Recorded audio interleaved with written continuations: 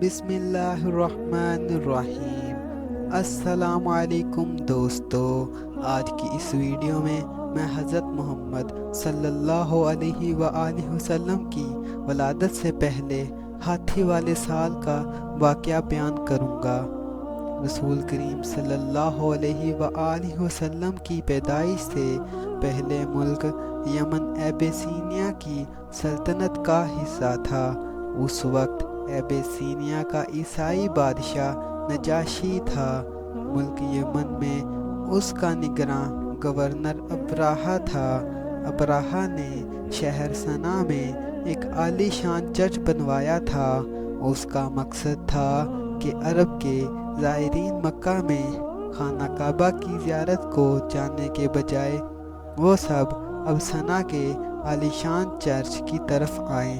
इस खबर को सुनते ही मक्का का एक अरब शख्स खुफिया तरीके से सना गया और चर्च की दीवारों को पलीद कर दिया। इस पर अब्राहा का गुस्सा भड़क उठा और वो एक फौज और हाथियों का लश्कर लेकर खाना काबा को ढाने के लिए रवाना हुआ।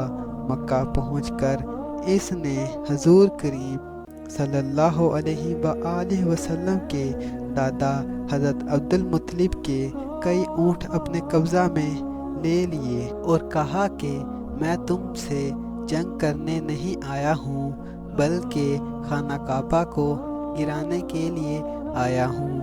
इस पर अब्दुल मुत्तलिब ने इससे अपने ऊँट वापस मांगे। अब्राहा हैरान हो गया कि अब्दुल मुत्तलिब अपने ऊँट मांग रहे हैं, ना कि खाना काबा की हिफाजत कर रहे हैं।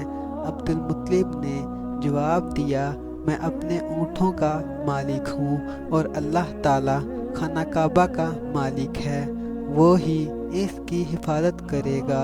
अब्दुल मुत्तलिब ने अपने 1/3 ऊँट अब्राहा को देने की भी पेशकश की और कहा कि वो खाना काबा को ना गिराए, लेकिन अब्राहा ने ये दरख्वास्त मंजूर नहीं की। अब्दुल मुत्तलिब ने कहा, जैसे इंसान अपने घर की हिफाजत करता है तो ए अल्लाह आप भी अपने घर की हिफाजत करें। अब्राहा ने अपने 60,000 सिपाही और 9 हाथी का लश्कर खाना काबा को ढाने के लिए तैयार किया। एक हाथी जिसका नाम महमूद था और उसके महाबत का नाम नौफाइल था, वो हाथी मुना की वादी में ज़मीन पर ही बैठ गया और टस से मस नहीं हुआ।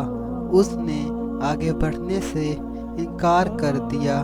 जब इसका रुख यमन की तरफ किया जाता तो वो चल पड़ता था, लेकिन खाना काबा की तरफ किया जाता तो ज़मीन पर बैठ जाता था।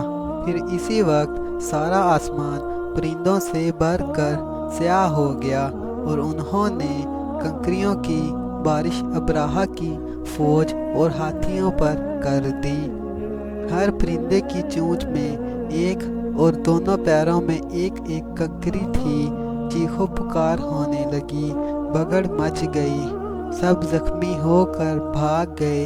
अब्राहा का इरादा नाकाम हुआ और वो खाली हाथ जख्मी होकर सना वापस लौट गया और वो शदीद जख्मी हो गया और जख्मों की ताब ना लाकर मर गया और ईसाइयों को काबा पर तसल्लुत हासिल ना हो सका। अल्लाह के घर की हिफाजत अल्लाह खुद करता है। इस वक्त काबे के बाशिंदे मुश्तरिक थे।